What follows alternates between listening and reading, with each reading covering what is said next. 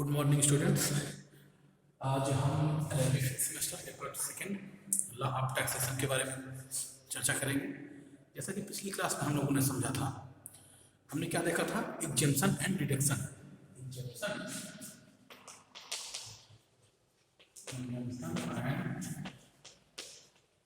And deduction of income tax section 10। Income tax act section 10 जो था, exemption and deduction of income tax act में कौन कौन से एग्जेम्पशन और डिडक्शन हो गए।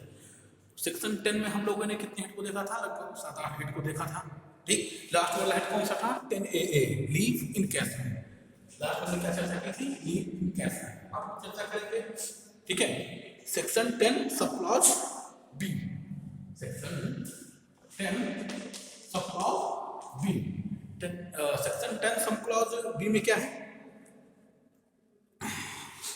वर्कमैन, ठीक, वर्कमैन, ठीक, रिटायरमेंट कंपनसेशन, ठीक, वर्कमैन रिटायरमेंट कंपनसेशन। ठीक, जब ये क्या होता है, जब कोई कर्मचारी होता है, ठीक, जब कोई कर्मचारी रिटायरमेंट मिलता है, रिटायरमेंट के समय उसका जो कंपनसेशन मिलता है रिटायरमेंट के समय, मान लीजिए, ठीक है, रिटायरमेंट कंपनसेशन वर्कमैन किसी भी रिटायरमेंट कंपनसेशन दिया जाता है, यानी कि क्या है फिर से, वर्कमैन रिटायरमेंट फॉर इनरिचमेंट। रिचमेंट यानी कि किसी भी वर्कमैन को रिटायरमेंट किया जाता है इनरीच करा के, रिचमेंट करा के, यानी कि किसे कहते हैं, उससे जैसे कि छटनी के हालत से किसी भी कर्मचारी को जब छटनी किया जाता है, वो छटनी के लिए जब उसे कोई कंपनसेशन दिया जाएगा तो वो सेक्शन के सब क्लॉज बी में क्या होगा, एग्जेम्प्टेड होगा। ठीक, छटनी वाले से कहते हैं, ठीक है, वर्कमैन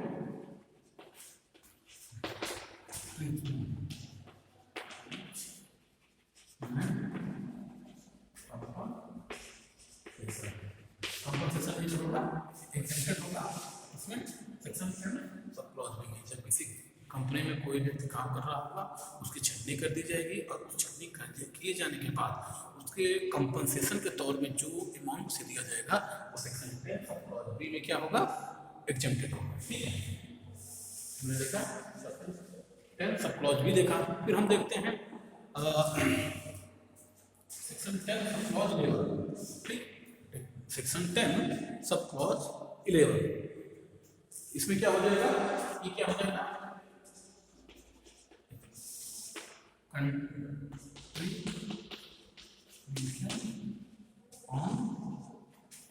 पब्लिक प्रोविडेंट फंड।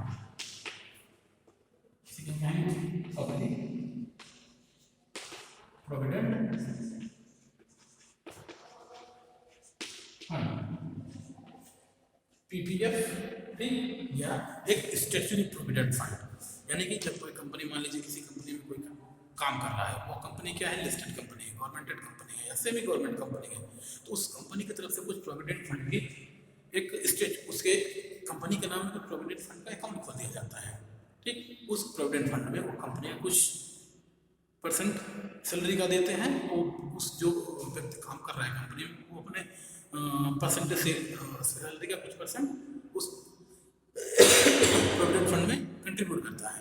ठीक, इसमें कंट्रीब्यूट की जाने वाले जो अमाउंट होगा वो क्या होगा, एग्जेम्प्ट होगा 11। ऐसे होता है public provident fund. Public provident fund में कोई भी व्यक्ति, XYZ, कोई भी व्यक्ति पब्लिक प्रोविडेंट फंड में अपना पैसा डाल सकता है, तो उसे क्या मिलेगा, एग्जेम्पशन मिलेगा 11। ठीक है, यानी कि सेक्शन 11 में क्या है, स्ट्रेटजी को contribution by the any person, contribution by the any person who has contributed the statutory provident fund and public provident fund. What is the difference between statutory provident fund and public provident fund? Statutory provident fund, any government or semi-government company and established, and it can be organized a special account from the related from the provident fund. For this company, some amount of the salary, some percentage of the salary, like the 12.5 and 9.5% of the salary it be contributed by the company and some amount contributed by the employee, then this value can be exempted in a level. ठीक, okay. अब हम देखते हैं अगला क्या है, section 11 में ही हम देखते हैं 11 का ए है सुकन्या समृद्धि योजना, कंट्रीब्यूशन इन सुकन्या, कंट्रीब्यूशन करना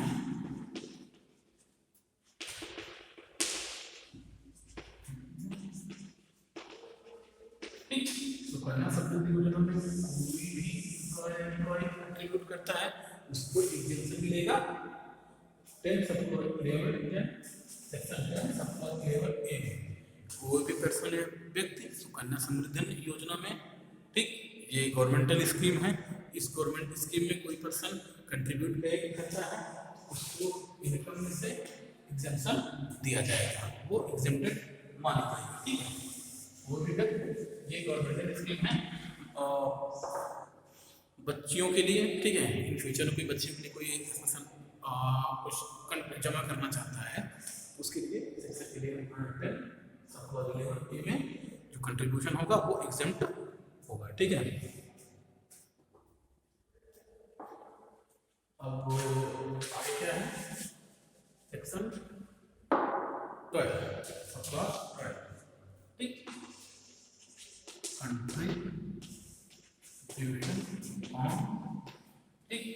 contribution on for what, recognise provident fund,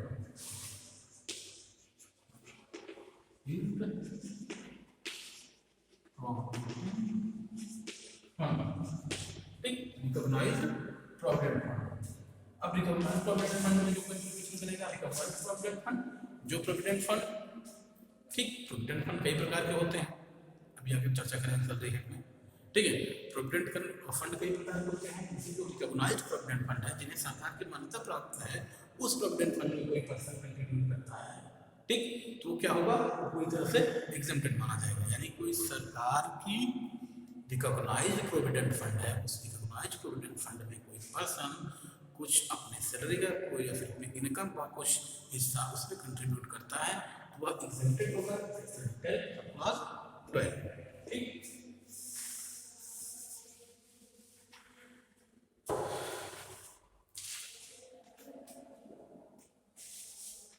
अब हम देखते हैं सब क्लॉज 13, ठीक, 10 सब क्लॉज 13 ए क्या करेंगे, एचआरए,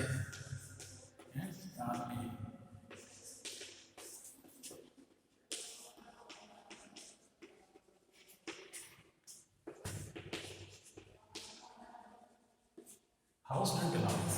ये एचआरए क्या होता है, एचआरए जो दिया जाएगा वो एग्जेम्प्ट कैसे होगा, ठीक। देखिए एचआरए क्या होता है, जब कोई व्यक्ति किसी कंपनी या किसी सेमी गवर्नमेंट ऑर्गेनाइजेशन या लिस्टेड कंपनी में कोई व्यक्ति काम कर रहा होता है तो उसकी रहने के लिए, ठीक, कंपनी कुछ कोई मकान में रहना चाहता है तो उसके रहने के लिए कुछ वो या कंपनी मकान प्रोवाइड करवाती है, रहने के लिए घर देती है। यदि घर नहीं दे पा रही है, ठीक, यदि घर नहीं दे पा रही है तो वो एक नॉमिनल वैल्यू, क्या कहते हैं, नॉमिनल उस इलाके का, उस एरिया का जो एक माना जाता है कितना 4000 5000 6000 पर मंथ के हिसाब से उसे रहने का किराया कंपनी देती है, उसे क्या कहते हैं, एचआरए, हाउस रेंट, यानी कि हाउस नहीं हो जाएगा लेकिन जो किराया होता है उसका घर के किराए का जो अलाउंस का दिया जाता है, घर के किराए का जो हत्ता दिया जाता है, क्या कहेंगे, घर के किराए का हत्ता, हाउस रेंट अलाउंस, ये जो कंपनी किसी को प्रोवाइड कराती है तो क्या होती है, वह कंपनी के अकाउंट के हिसाब से उसके इनकम में वो क्या एग्जम्प्ट हो जाएगा, ठीक। हाउस रेंट अलाउंस का हो गया जब कोई कंपनी में कोई व्यक्ति काम कर रहा होता है, जब कोई कंपनी में कोई व्यक्ति काम कर रहा होता है, ठीक, जब कोई व्यक्ति किसी कंपनी में काम कर रहा होता है उसको रहने के लिए एक घर देता है तो ठीक है, यदि नहीं देता है उसके हाउस के रहने के लिए जो रेंट दिया जाता है, जो किराया दिया जाता है, ठीक, जो किराया दिया जाता है वो एग्जेम्प्टेड होता है, ठीक, वो अलाउंस जो होगा वो एग्जेम्प्टेड होगा। कहाँ पे, यहाँ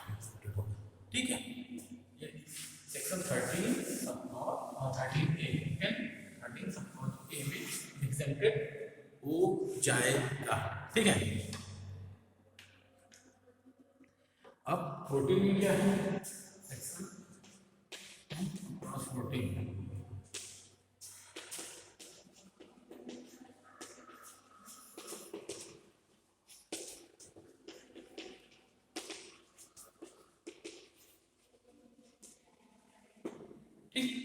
नोटिफिकेशन ऑफ स्पेशल अलाउंस। मान लीजिए कंपनी में कोई व्यक्ति कोई काम कर रहा है, ठीक है। जब कोई व्यक्ति कंपनी में काम कर रहा है, जब वो काम कर रहा है तो उसके लिए एक अलग प्रकार से कुछ स्पेशल भत्ते दिए जाते हैं। जैसे कि कहीं जा रहा है, ट्रेवल के लिए कुछ किराया हो जाता है, वो किसी चीज़ के लिए किराया, खाने के लिए जो भत्ता दे दिया जाता है, टेलीफोन के लिए कुछ ऐसे स्पेशल अलाउंस होते हैं जो कंपनी द्वारा एम्प्लॉयज को प्रदान किया जाता है, ठीक है। ऐसे सरकार हर पर्सन वैसा तो कोई कार्य करेगा नहीं, वो कुछ काम स्पेशल पर्पज के लिए करेगा। उस स्पेशल पर्पज के लिए कोई काम करता है, उस स्पेशल पर्पज के लिए जो उसका कुछ अलाउंस दिया जाता है वो क्या होगा, वो एग्जेम्प्ट होगा, ठीक है। और उसको नोटिफाई करके ही उसका एग्जेम्प्शन दिया जाएगा, उसको नोटिफिकेशन के तौर पे निकाला जाएगा। उस नोटिफिकेशन में ये स्पेशल करना है तो उसका एग्जेम्पशन सेक्शन 10 14 में दिखाया जाएगा, ठीक, एग्जाम दिखाया जाएगा। अब आगे हम क्या देखते हैं,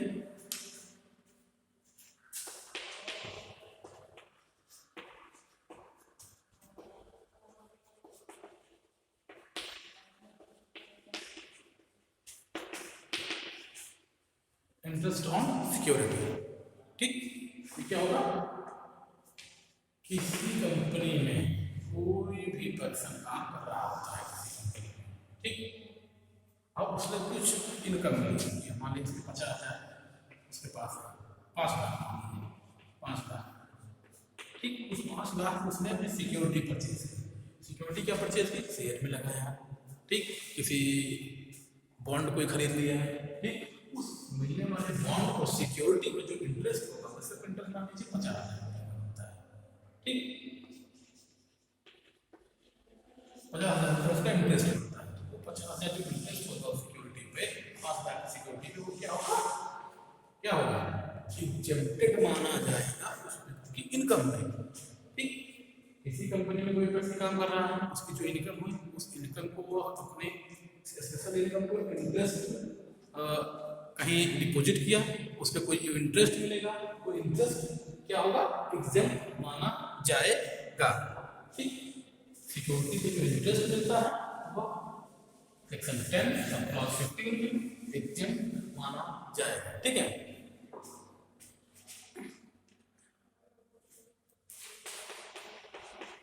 अभी क्या है,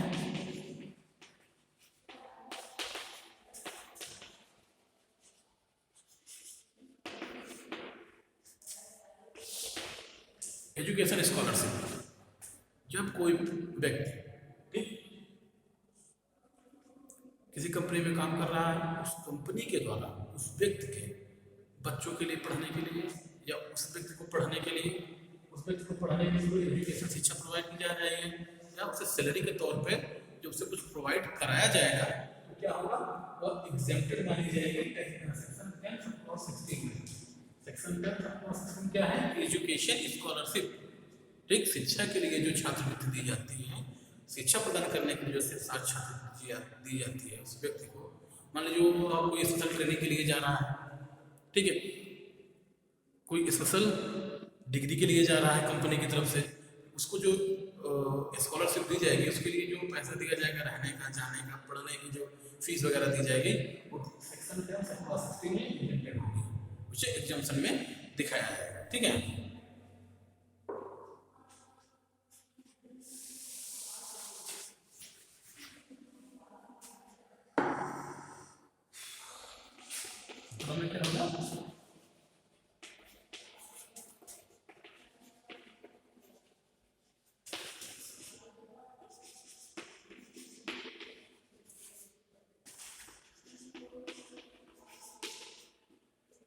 एमपी और एमएलए के दैनिक भत्ते क्या होंगे, दैनिक भत्ते, ठीक। एमपी मेंबर ऑफ पार्लियामेंट, सांसद, मेंबर ऑफ लेजिस्लेटिव असेंबली, सांसद विधायक के जो भत्ते हो गए, तो सेक्शन 10 और सेक्शन 10 सब क्लॉज 17 को एग्जेम्प्टेड माने जाएंगे। ठीक है, उससे टैक्स नहीं दिया जाएगा। जो भी भत्ते मिलेंगे किसी भी सांसद को या विधायक को, जो सांसद मिलेंगे उसको डेली और दैनिक भत्ता जो मिलेगा, ठीक, वो सेक्शन 10 सब क्लॉज 17 में एग्जेम्प्टेड माना जाएगा।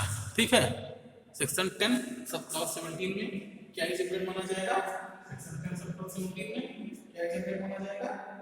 वो जो दैनिक भत्ते होंगे किसके? मेंबर ऑफ पार्लियामेंट या मेंबर ऑफ लेजिस्लेटिव असेंबली। ठीक, मेंबर ऑफ पार्लियामेंट और member of parliament, member of legislative assembly. ठीक है, अब मान लीजिए कोई एमपी है, मेंबर ऑफ पार्लियामेंट है, जो सांसद है, तो उसके भत्ते कुछ मान लीजिए 10 लाख रुपए जाते हैं। ठीक, 10 लाख उसके भत्ते मिल जाते हैं। उसके जो 10 लाख के भत्ते मिलेंगे तो उसको टैक्स नहीं देना है, वो पूरी तरह से एग्जेम्प्टेड होगा। ठीक, वो सो ही नहीं होगा टोटल इनकम, इसमें क्या है, इसमें क्या टैक्स है। ठीक है,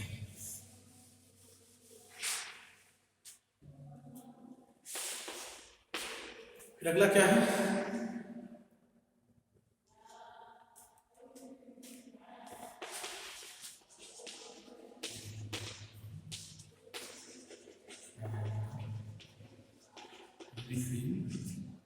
पेंशन है द रिसीव, पेंशन है द रिसीव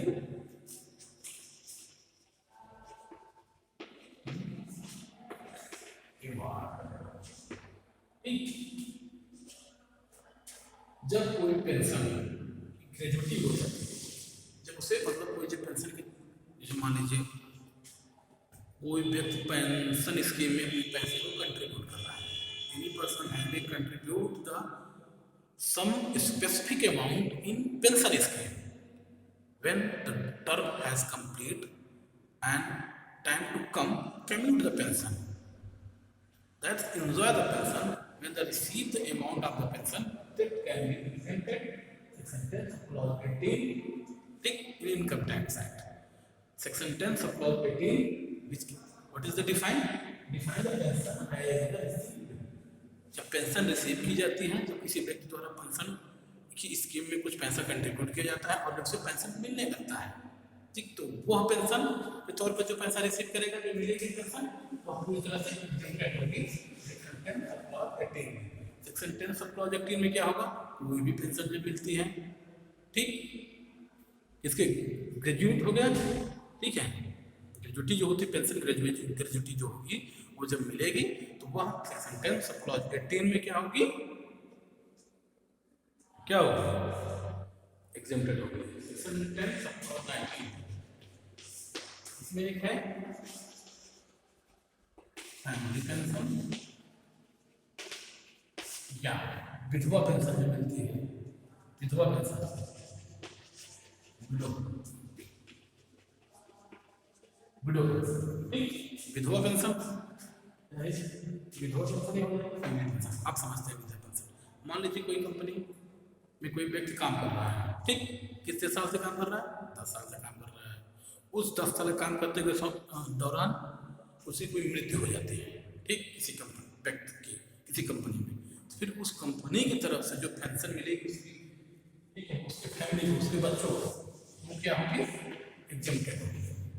क्या होगी? वो क्या होगी? एग्जेम्प्टेड होगी। अब विडो पेंशन मतलब, विडो का मतलब क्या होता है? जिसका हस्बैंड मर जाता है, विधवा पेंशन से कहते हैं। ठीक है, क्या है?